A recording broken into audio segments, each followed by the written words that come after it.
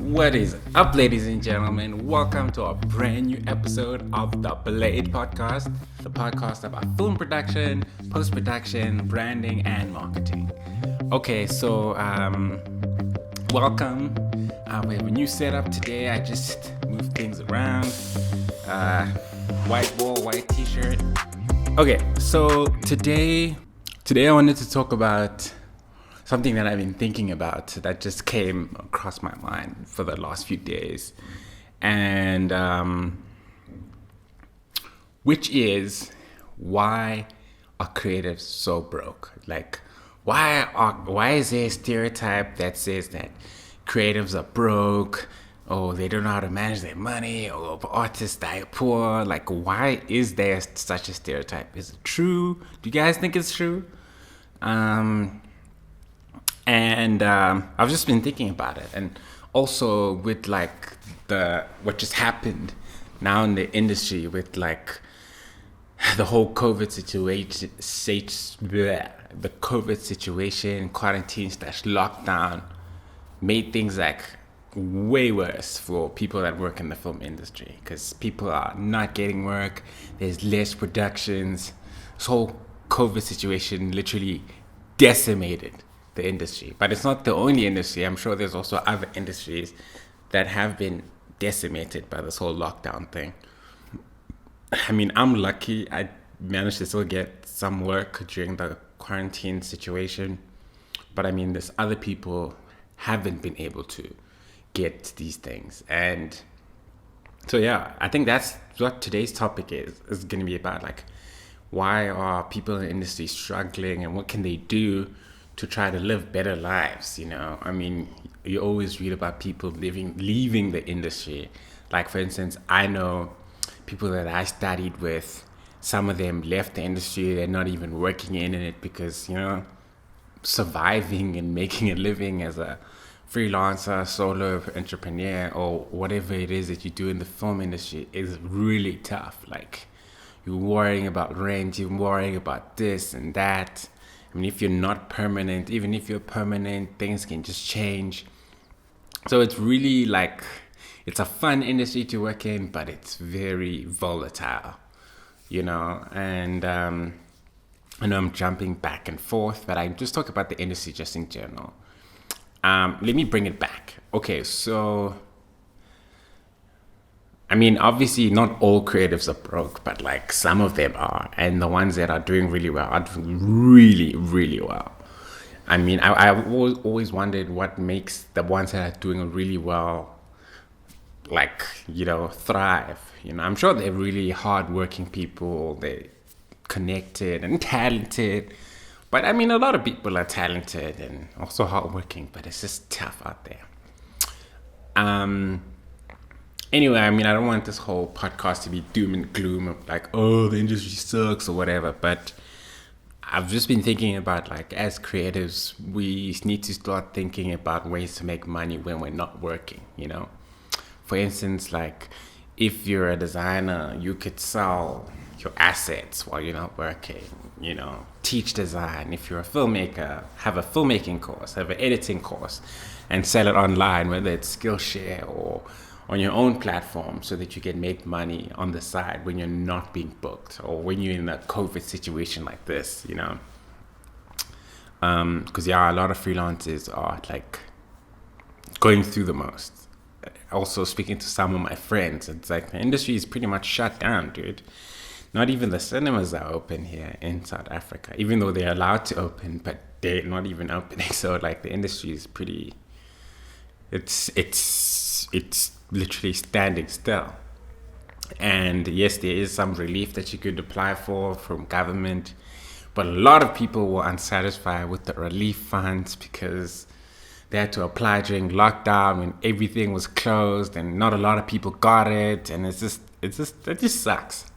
And there's also a general unemployment relief fund, which gives you like 350, which is not a lot, dude. I don't know how much you can do with 350. I don't think you can pay your rent. You can do some things, obviously, but it's like, it's not enough. It's not, you know. I'm just wondering. I've been wondering how people are surviving, you know. And also with the whole lockdown regulations, obviously before they were like, you couldn't move freely, but now you can. But also the virus is out there, so you don't want to stay home and not get work, because if you stay home, you're not going to eat. But if you go out, you might get the virus. I've seen some productions have been being shut down because of infections for different soapies in the industry. It's scary times. It's like, okay, so what do I do? Do I stay home? Do I go out? But I think maybe it's also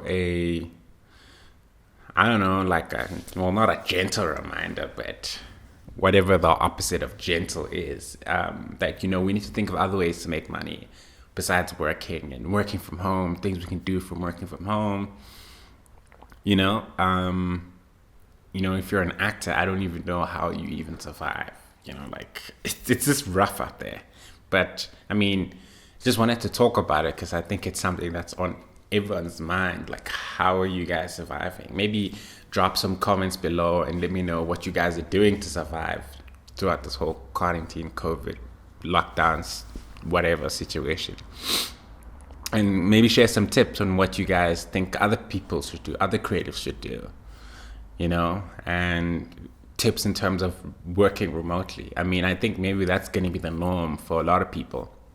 But I don't know about productions, because you can't really work remotely from productions unless you take the whole crew and you quarantine all of them together with the cast and they stay together and work there and shoot a whole series or a movie together. And then once they're done, they can go back home. I'm just keen to hear you guys' thoughts. Anyway, let me know, guys. I'm really keen to hear how you guys are surviving. What do you think? Why creatives are so broke, and what ways you think creatives should be able to make money while they're sleeping. Anyway, moving right along, we've got a new segment now in the podcast where we're going to be talking about cool stuff that is happening in the industry, things that are relevant. So one thing that's happening, there's like a whole bunch of cool cameras that got released. And, Canon released two mirrorless cameras, the Canon R6 and the Canon R5. The Canon R5 is the big brother and the monster, the beast. It's like, it shoots 8K raw footage. It's just like a mirrorless camera killer, It was a big announcement from Canon. Everyone was going crazy. I also watched some video reviews from Peter McKinnon, and footage looks dope. But I saw he was talking also about that it overheats because, shooting 4K and 8K, the cameras overheat. Maybe they're going to fix that. But those are really great announcements in the industry in terms of like really awesome cameras. I read that, the R6 shoots 8K raw footage, 4K 10-bit, and it's got IBS. So if you want to do professional shoots, or you want to do whether it's weddings or music videos, or you want to do feature films, you can really use it. It's like a pretty decent camera. I checked the price. It's already being sold. It goes for around 80K rands in South Africa. And then the R6 is the baby brother of the camera, which is more affordable. It's around 50K. It shoots 4K. It's full frame, and it's got IBS and a whole bunch of bells and whistles. So, I feel like a lot of people are going to buy the R6 because it's a bit cheaper. And some people might feel like 8K is overkill. But, this is a really great release from Canon because, most of their cameras didn't even have IBS. And they didn't have compact cameras that could really shoot amazing stuff and have IBS. IBS, guys, is in-body stabilization. So, remember, a lot of people vlog, they like to walk around with their cameras, so you don't want to be carrying a gimbal. If you have a IBS on your camera, IBS on your lens, you can really get some nice steady footage just with those type of cameras once they have IBS, because like a GH5 and a GH4, those cameras, mirrorless cameras, usually have IBS. So it's a great thing for the camera industry and people that are going to be shooting weddings and stuff. And obviously also you can shoot photos. So it's a cool camera. It's a cool bunch of cameras. So another thing that's also been really interesting is the latest release from Blackmagic, the Blackmagic Ursa Mini 12K. Pro 12K. I mean, that's like, it's insane. It's like a professional camera that shoots 12K. Can you freaking imagine shooting 12K? I think that will just kill all the cameras, you know. Obviously 12K is like overkill in terms of shooting resolutions, but it's a cool camera because you know, it's probably cheaper than like buying a Red or Aria Alexa. This camera goes around 150K rands here in SA. I think it's a cool camera, dude. Like, being able to have access to cameras like that for professional shoots or even music videos is like, even if you're looking to invest and buy a professional high range camera, it's still cheaper than some of the bigger cameras and the Rs, which cost like $500,000. So it's also a great release. And also even for like low budget indie filmmakers, I mean, obviously, you know, if you can save up and get you that camera, it can last you a long time. You can future proof your work. It's just like, it's insane. It's insane. I'm like a big fan of Blackmagic. I'm dying to buy the Blackmagic Pocket 4K or 6K soon. I'm also shooting with a Blackmagic Pocket camera, the small one, the old one right now. I wouldn't necessarily buy the Canon cameras because I'm not a Canon person and I don't have a lot of Canon lenses. But if you have a lot of Canon lenses, obviously it makes sense to buy a Canon camera for your upgrade, your next upgrade. But yeah, I mean, it's all up to you guys. There's obviously a lot of videos out there that are talking about the different cameras and going into detail. I'm not going to be doing that. I just wanted to touch up on these brand new cameras from the 12K Blackmagic camera, R5, R6. It's really great news in the industry. I mean, amidst all this whole lockdown situation, it was actually pretty exciting watching people talk about them and review them, you know?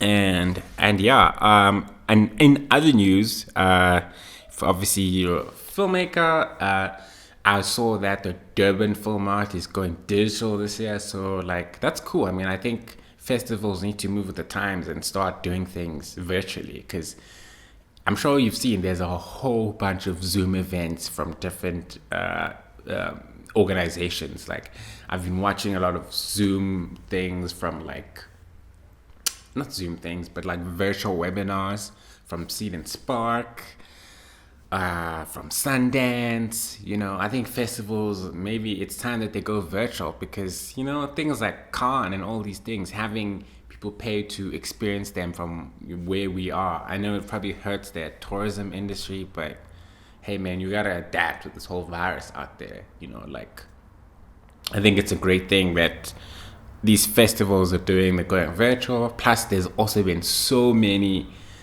webinars. Actually, everyone is doing webinars now. And they're sharing a lot of cool information in the film industry. I've been watching so many, from ones about writing, ones about producing, ones about like editing. There's so many, you know. And obviously, if you're running a company, it's also a great thing to do more Zoom webinars and virtual webinars and videos to get your brand out there. I've seen other agencies doing a lot of videos, whether it's on IG or just on Zoom. It's a great place to learn. I mean, a lot of things are going remote. Obviously, the world is changing and adapting. We probably might not even go back to the way things were. So you guys, let me know what webinars you've been watching, what you'd like to see in the podcast. I'm really excited about this podcast. I'm going to improve it. I'm going to make it better. Soon I'll start having guests, but for now I'll be solo hosting, and I'm really keen to bring you guys dope ass content, talk about what's happening in the industry, you know, the crazy things, the good things, the bad things, opportunities, the news and the trends, and just keep connecting with you guys. So if you like this podcast, please rate it. If you're listening to it on Spotify or Google Podcasts or iTunes, please rate it. Let me know what you guys think. If you're watching this on YouTube, just let me know what you guys think, what other things you'd like me to talk about. I'm really keen to like connect with you guys. Just drop comments, let me know, send me questions, you know. Maybe you want me to interview you via Zoom. Let me know. Let's have a discussion. Anyway, I hope you guys enjoyed this podcast. This is episode 6 of the Blade podcast, and I'm going to be making more. And just watch out for the Blade podcast every Monday and Thursday at 10 o'clock CAT, that's Central African Time, with me, your host, Lungile. And this podcast is brought to you by Ironheart Films, a production agency that helps small to medium businesses with marketing services from design to animation. They are a sponsor. And anyway, thank you guys for listening. I hope you guys stay safe out there, and let me know what other things you'd like me to talk about, because I'd love to connect with you guys. Until next time, peace out.